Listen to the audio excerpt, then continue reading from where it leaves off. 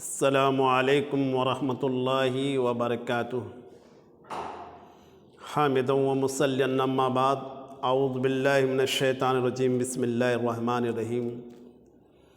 هو الذی ارسل رسولہ بالہدی ودین الحق لیظہرہ علی الدین کلہ۔ رب اشرح لی صدری ویسر لی امری واحلل عقدۃ من لسانی یفقہوا قولی۔ رب زدنی علما، رب زدنی علما، اللہم رب زدنی علما۔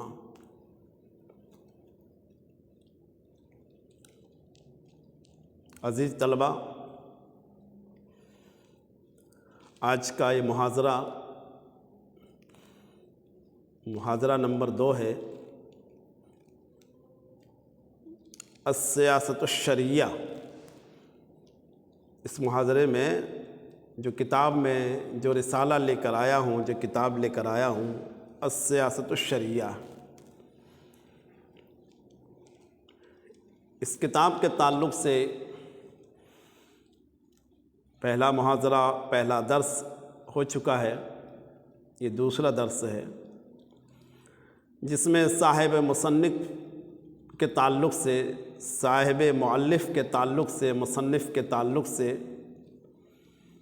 کچھ اس کا نسب نامہ بتانا مناسب سمجھتا ہوں۔ ان کا نسب نامہ یہ ہے: ابو العباس احمد ابن علامہ شہاب الدین عبد الحلیم ابن علامہ امام ابو البرکات عبد السلام بن عبداللہ بن ابو القاسم ابن تیمیہ رحمۃ اللہ علیہ،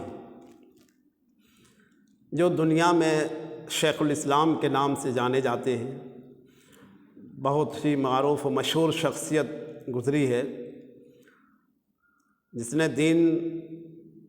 کی خدمات میں اپنی پوری زندگی صرف کر دیا ہے۔ حضر و سفر ہر حالت میں اسلام کی خدمت کو اپنے اوپر لازم کر لیا تھا۔ بہت ساری کتابوں کی تصنیف کی ہے۔ صاحب مؤلف نے اس کتاب کی وجہ، تصنیف کی وجہ بتایا ہے کہ سیاست الہیہ نیابت نبوت کا جامع ہے۔ اس سے راعی و رعیت، حاکم و محکوم کسی حال میں مستغنی اور بے پرواہ نہیں ہو سکتا ہے۔ وجہ لکھ رہے ہیں، مقصد یہ ہے کہ ولایت امور، حکام والیان ملک کو جو نصیحت اللہ تعالیٰ نے واجب، لازم اور ضروری قرار دی ہے، وہ کی جائے۔ جیسا کہ رسول اکرم صلی اللہ علیہ وسلم کا فرمان ہے، ان اللہ یرضی لکم ثلاثہ، ان تعبدوہ ولا تشرکوا بہ شیئا، وان تعتصموا بحبل اللہ جمیعا ولا تفرقوا، وان تناصحوا من ولاہ اللہ امرکم۔ اللہ تعالیٰ 3 چیزوں سے تم سے راضی ہے۔ ایک یہ کہ اللہ تعالیٰ ہی کی عبادت کیا کرو اور کسی کو اس کا شریک نہ بناؤ، سب مل کر حبل اللہ کی رسی کو مضبوط تھامے رہو، گروہ نہ بن جاؤ، اور ان لوگوں کو نصیحت کرتے رہو جنہیں اللہ تعالیٰ نے تمہارے امور کا والی اور حاکم بنایا۔ دوسری چیز جو اہم ہے، اس کتاب کی تصنیف کی بنیادی بات جو ہے وہ یہ ہے، اللہ تعالیٰ کے اس فرمان کے مطابق ہے۔ اس کتاب کی تصنیف یا اس رسالے کی تصنیف کی وجہ، غرض و غایت یہ ہے کہ ان اللہ یأمرکم ان تؤدوا الامانات الی اہلہا وَإِذَا حَكَمْتُمْ بَيْنَ النَّاسِ أَن تَحْكُمُوا بِالْعَدْلِ إِنَّ اللَّهَ نِعِمَّ مَا يَعِظُكُم بِهِ إِنَّ اللَّهَ كَانَ سَمِيعًا بَصِيرًا۔ یا ایہا الذین آمنوا اطیعوا اللہ واطیعوا الرسول واولی الامر منکم فإن تنازعتم فی شیء فردوہ الی اللہ والرسول ان کنتم تؤمنون باللہ والیوم الآخر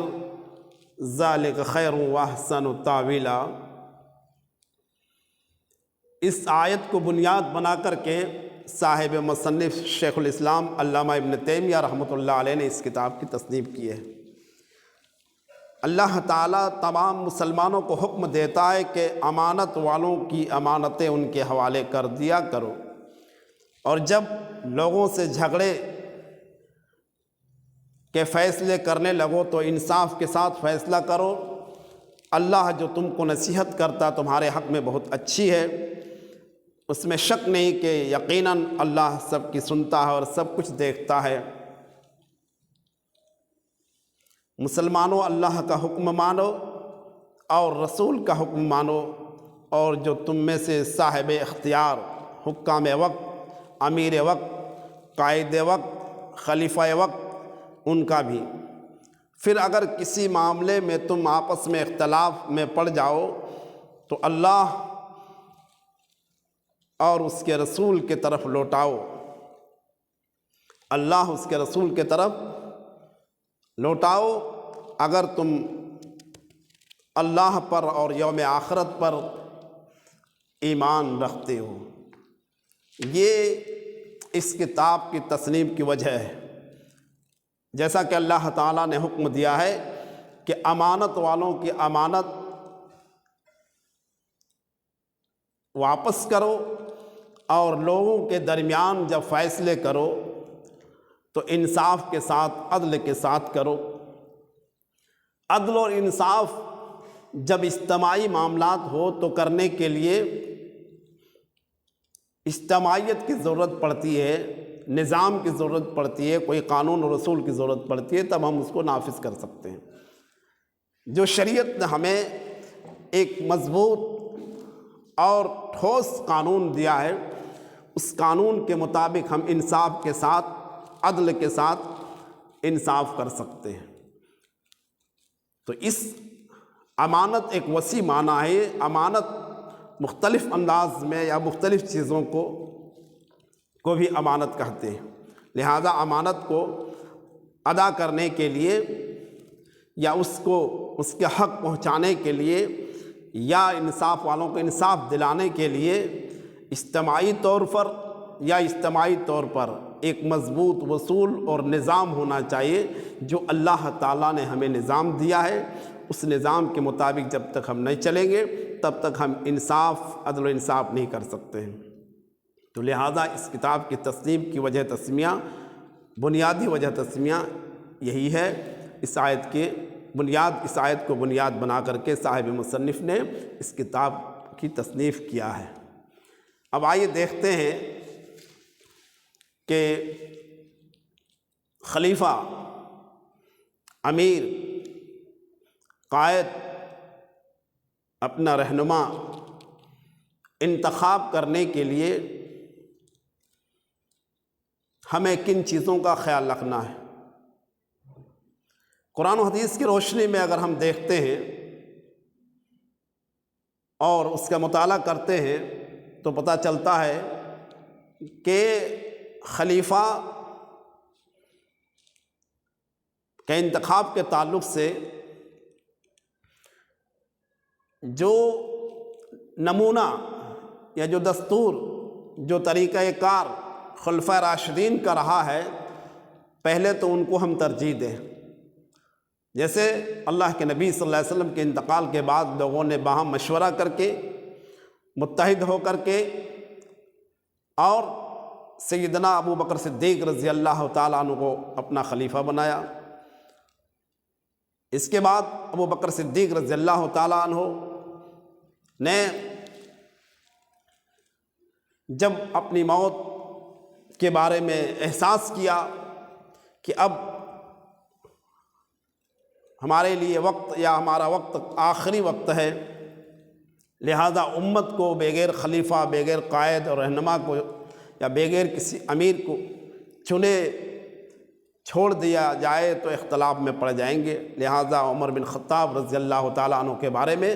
آپ نے کبائر صحابہ کرام سے مشورہ لیا۔ اکثر صحابہ کرام نے عمر بن خطاب رضی اللہ تعالیٰ عنہ کی طرف اشارہ کیا کہ آپ کے بعد اگر خلیفے کے لیے کوئی مناسب ہے، حقدار ہے، تو عمر بن خطاب رضی اللہ تعالیٰ عنہ ہے۔ لہذا حضرت عمر بن خطاب رضی اللہ تعالیٰ عنہ، ابو بکر صدیق رضی اللہ تعالیٰ عنہ نے کبائر مشہور صحابہ کرام سے مشورہ لے کر کے منتخب کر لیا۔ اس کے بعد عمر بن خطاب رضی اللہ تعالیٰ عنہ نے اپنی شہادت سے پہلے 6 آدمی کا ایک رکنی کمیٹی تشکیل دی، اور ان 6 آدمیوں کو یہ حکم دیا کہ میرے انتقال کے 3 دن کے اندر، انتقال کے بعد 3 دن کے اندر آپ میں سے کسی ایک کو خلیفہ انتخاب کر لیں۔ لہذا یہی ہوا۔ عمر بن خطاب رضی اللہ تعالیٰ عنہ انتقال کے بعد لوگوں نے 6 آدمی کی جو تنظیم، جو کمیٹی بنی، ان میں سے حضرت عثمان بن عفان رضی اللہ تعالیٰ عنہ کو خلیفہ چن لیا۔ حضرت عثمان بن عفان رضی اللہ تعالیٰ عنہ نے، یا ان کو یہ موقع نہیں ملا کہ خلیفہ کا انتخاب کیا جائے، کیونکہ سبائی گروہ نے، منافقین کی جماعت نے، عبداللہ بن سبا کی جماعت نے ان کے گھر کو 40 دن تک گھیر رکھا تھا، اور اچانک ان کے گھر میں داخل ہو کر کے ان کو شہید کر دیا۔ کسی کو وصیت کرنے کا موقع نہیں دیا، نہ کسی کو خلیفہ بنانے کا موقع ملا۔ اس لیے ان کے بعد لوگوں نے باہم مشورہ کر کے حضرت علی بن ابی طالب رضی اللہ تعالیٰ عنہ کو خلیفہ بنایا۔ یہ طریقہ انتخاب خلفائے راشدین کا تھا۔ اب قرآن کی روشنی میں، احادیث کی روشنی میں اگر دیکھتے ہیں تو ایک اشارہ ملتا ہے، ایک ثبوت ملتا ہے کہ امیر، خلیفہ، قائد، رہنما کس کو چنا جائے، ان کے اندر کیا صفات ہونی چاہیے، ان کے اندر کیا کمال ہونی چاہیے۔ تو سورۃ البقرہ کے اندر ایک مشہور و معروف واقعہ ملتا ہے۔ بنی اسرائیل حضرت موسیٰ علیہ السلام کے انتقال کے بعد شرک و بدعت میں، خرافات میں اور بہت سارے فتنے میں پڑ گئے، تو اللہ تعالیٰ نے اس سے، بنی اسرائیل سے، اس کا ملک بھی چھین لیا، ان کے ملک کے بہت حصے پر قبضہ کر لیا، ان کے لوگوں کو، بہت سارے لوگوں کو قید بھی کر لیا۔ پریشان ہو گئے ان لوگ، اور ان لوگوں کو دوسرے لوگوں نے غلام بنانے لگا۔ اس موقع پر کچھ لوگوں نے اللہ سے دعا کی، اور اللہ تعالیٰ کا مشیت بھی یہی تھا، ایک نبی کو اللہ تعالیٰ نے پیدا کیا، جو تاریخ میں شموئیل کے نام سے جانا جاتا ہے۔ تو بنی اسرائیل کے لوگوں نے اس نبی سے، جب یہ نبی دعوت و تبلیغ کا کام شروع کیا، اللہ کا پیغام سنانا شروع کیا، توحید کا پیغام سنانا شروع کیا، لوگوں کی اصلاح کرنا شروع کیا، تو بنی اسرائیل کے لوگوں نے کہا کہ آپ ہمارے لیے اللہ سے دعا کیجئے کہ ہمارے لیے کوئی قائد ہو، کوئی رہنما ہو، کوئی امیر ہو، کوئی ہمارا سردار ہو، اللہ سے دعا کیجئے۔ نبی نے اللہ سے دعا کی۔ مختصر یہ ہے کہ نبی نے اللہ سے دعا کی، اللہ تعالیٰ نے حضرت طالوت کو ان کا امیر یا خلیفہ یا ان کا بادشاہ چنا۔ ان کو جب بادشاہ چنا تو بنی اسرائیل نے اعتراض کیا کہ اس سے زیادہ ہم حقدار ہیں، کیونکہ حضرت طالوت ایک غریب گھرانے سے تھے، لیکن اس کے اندر 2 بڑی خوبیاں تھیں جو امیر کے لیے،